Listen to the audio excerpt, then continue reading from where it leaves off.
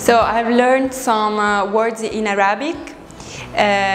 Even if I stayed here just for a short time, I learned the basic Arabic and it was enough. And a lot of people speak also English, so you're gonna be able to communicate with everybody almost.